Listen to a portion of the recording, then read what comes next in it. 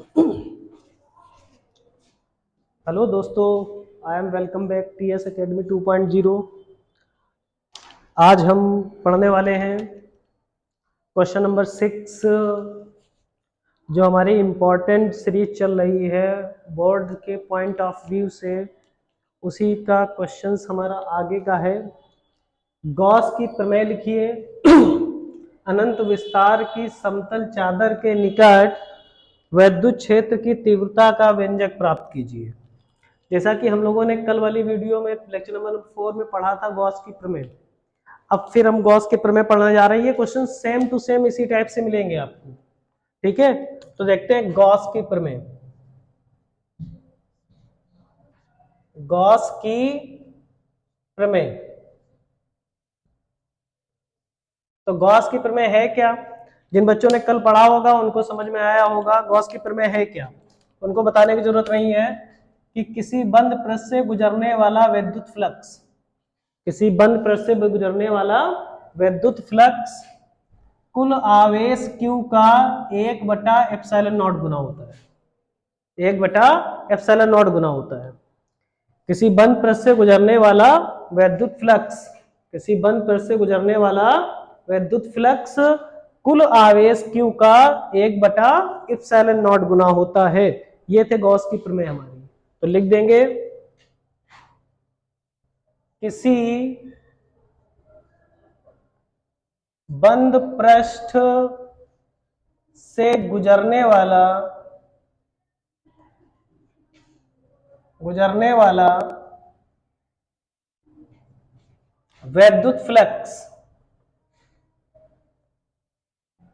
वैद्युत flux, phi E कुल आवेश Q का 1/ε0 गुना होता है। तो किसी बंद पृष्ठ से गुजरने वाला विद्युत फ्लक्स कुल आवेश Q का 1/ε0 गुना होता है। This is the Gauss's theorem. तो इसको इस तरीके से भी लिख सकते हैं, phi E equal to integration E vector dot D A vector equal to Q upon epsilon naught. Q upon epsilon naught, ये हमारी है गॉस की प्रमेय। Q की गुणा 1 से करेंगे तो Q बन जा Q हो जाएगा एप्सिलॉन नॉट। बात वही लिखी हुई है आपकी।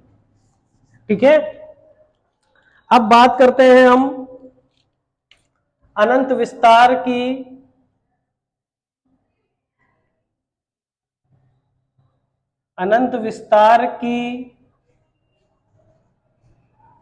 समतल चादर के निकट वैद्युत क्षेत्र की तीव्रता, क्षेत्र की तीव्रता।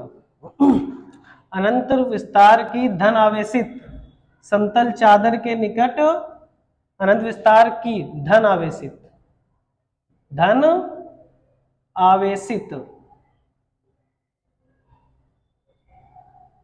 आवेशित समतल चादर के निकट विद्युत क्षेत्र की तीव्रता। तो इस पर सबसे पहले देखेंगे हम आवेश का पृष्ठ घनत्व। आवेश का पृष्ठ घनत्व, आवेश का पृष्ठ घनत्व क्या होता है? आवेश के पृष्ठ घनत्व को सिग्मा से लिखते हैं। फंडा होता है Q अपान ए। तो किसी पृष्ठ के प्रति एकांक क्षेत्रफल, ए का मतलब क्या होगा? एरिया। एरिया को हिंदी में कहते हैं क्षेत्रफल। ठीक है, किसी पृष्ठ के प्रति एकांक क्षेत्रफल पर उपस्थित आवेश की मात्रा को आवेश का पृष्ठ घनत्व कहते हैं। किसी पृष्ठ के प्रति एकांक क्षेत्रफल पर उपस्थित आवेश की मात्रा को आवेश का पृष्ठ घनत्व कहते हैं। तो लिख देंगे किसी पृष्ठ के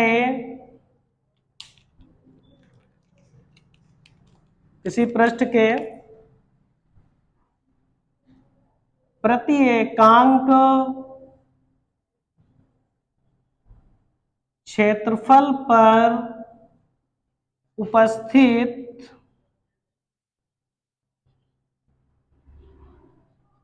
आवेश की मात्रा को आवेश का पृष्ठ घनत्व सिग्मा कहते हैं। तो सिग्मा बराबर होता है Q अपॉन ए, ये फंडा होता है। सिग्मा बराबर Q अपॉन ए।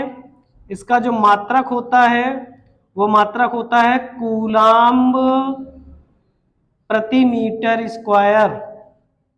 इसका मतलब क्या होगा? कूलाम्ब प्रति मीटर स्क्वायर। ठीक है, अब देखेंगे हम लोग डेरिवेशंस। तो देखो ये कोई हमारी समतल चादर है।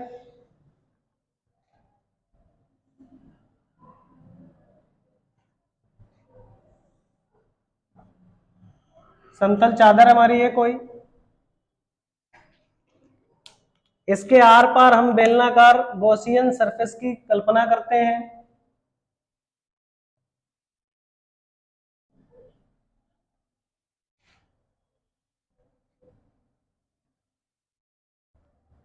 ये कोई धनावेशित हमारी समतल प्लेट है।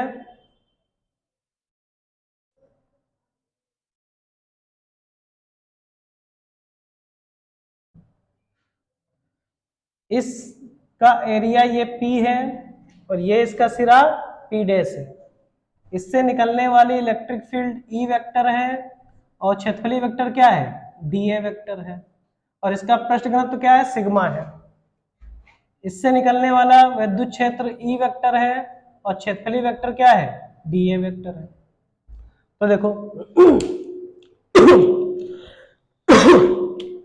माना अनंत विस्तार की धन आवेशित समतल चादर, माना अनंत विस्तार की धन आवेशित समतल चादर जिस पर आवेश का पृष्ठ घनत्व सिग्मा है, जिस पर आवेश का पृष्ठ घनत्व सिग्मा है, चादर से स्मॉल आर दूरी पर, चादर से स्मॉल आर दूरी पर एक बिंदु P है जिस पर विद्युत क्षेत्र की तीव्रता की गणना करनी है। जिस पर क्या करनी है? विद्युत क्षेत्र की तीव्रता की गणना करनी है।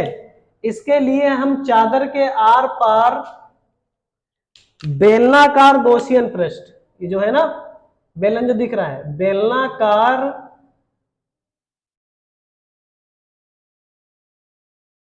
गॉसियन पृष्ठ, बेलनाकार गॉसियन पृष्ठ की परिकल्पना करते हैं जिसके सिरे P व P डैश हैं, जिसके सिरे क्या है? P और P डैश हैं।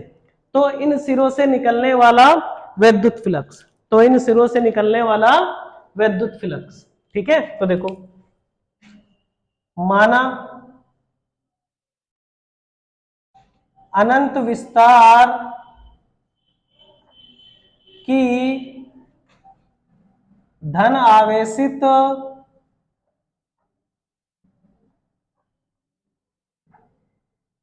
समतल चादर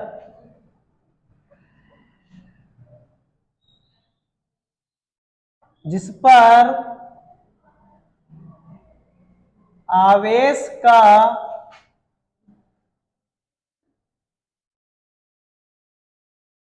पृष्ठ घनत्व सिग्मा है, जिस पर आवेश का पृष्ठ घनत्व सिग्मा है, चादर से स्मॉल आर दूरी पर एक बिंदु P है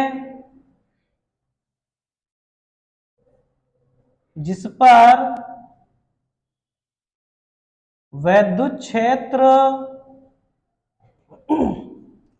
की तीव्रता की गणना करनी है। विद्युत क्षेत्र की तीव्रता की क्या करनी है? गणना करनी है। इसके लिए हम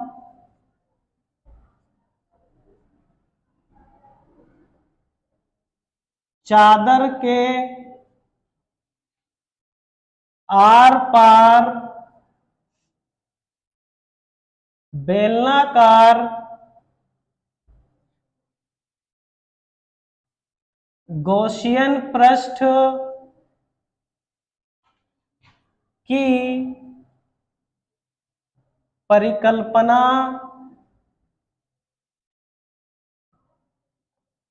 करते हैं,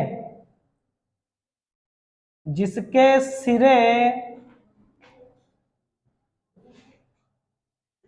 P व P डैश है। इनके सिरे क्या है? P व P डैश है। तो इन सिरों से निकलने वाला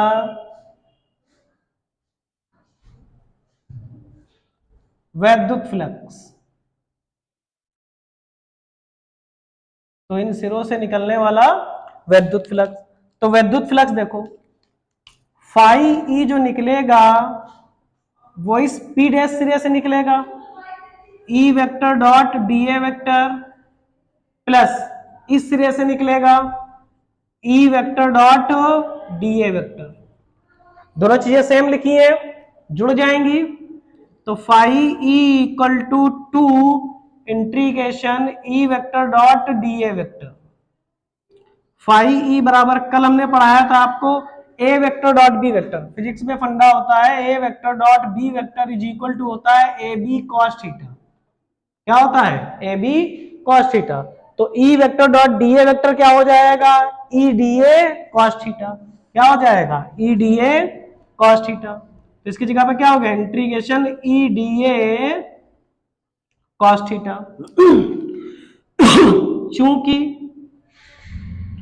ई वेक्टर तथा डी ए वेक्टर एक ही दिशा में है, एक ही दिशा में है, तो थीटा बराबर कितना हो जाएगा? 0 अंश। देखो ई वेक्टर की डायरेक्शन और डी ए वेक्टर की डायरेक्शन, ई वेक्टर की डायरेक्शन डी ए वेक्टर की डायरेक्शन, दोनों की डायरेक्शन सेम डायरेक्शन में है, तो थीटा बराबर 0 अंश। रख दो 0 यहां पर। तो phi E is equal to 2 integration E D A cos 0 अंश। तो phi E is equal to 2 integration हो जाएगा ई डी ए, कॉस 0 की वैल्यू होती है 1। तो phi E is equal to 2 E integration क्या हो जाएगा? D A. इंटीग्रेशन क्या हो जाएगा? डी ए।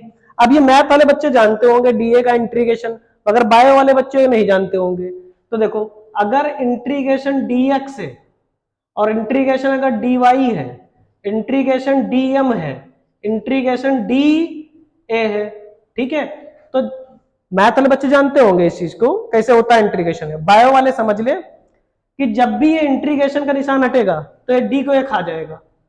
अगर खाली अकेला एक्स है तो डी को खा जाएगा तो क्या बचेगा? एक्स। डी को खाएगा क्या बचेगा? वाई। डी को खाएगा क्या बचेगा? एम। डी को खाएगा क्या बचेगा? ए। ठीक है, क्या बचेगा? ए। तो यहां पर इंटीग्रेशन इसका क्या हो जाएगा? इसका इंटीग्रेशन क्या हो जाएगा बेटा? ए हो जाएगा इंटीग्रेशन। तो phi E equal to 2EA, समीकरण 1, इक्वेशन फर्स्ट, गॉस की प्रमेय से, गॉस की प्रमेय से। तो गॉस की प्रमेय अभी हमने पढ़ाया, phi E is equal to क्या होता है? Q upon epsilon naught. तो फाई ई इक्वल टू क्या हो जाएगा? Q upon epsilon naught, equation 2। समीकरण 1 व 2 से ये फाई फाई इक्वल है, तो 2EA is equal to Q upon epsilon naught. तो E इक्वल टू क्या हो जाएगा? Q upon 2 epsilon naught A, 2 epsilon naught A. अब आप जानते हो सिग्मा बराबर क्या होता है? Q upon A. तो ये जो क्यू अपॉन ए लिखा हुआ है हमारा, इसकी जगह पर क्या आ जाएगा? सिग्मा। तो E इज इक्वल टू क्या आ जाएगा? Sigma upon 2 epsilon not Newton पर कूलम। ये हो गया हमारा डेरिवेशंस। आई होप की चीजें आपको समझ में आई होंगी। इस क्वेश्चन की भी प्रैक्टिस कर लीजिए। बोर्ड एग्जाम में लगभग ये 5 नंबर से 3 नंबर और 5 नंबर के बीच में क्वेश्चन आता है। ज्यादातर ये क्वेश्चन 5 नंबर में ही आता है। आई होप कि चीजें आपको समझ में आई होंगी, और अगर आपको चीजें समझ में आ रही हैं तो चैनल को लाइक करें, सब्सक्राइब करें और शेयर करें। मिलते हैं अगले एपिसोड में। धन्यवाद।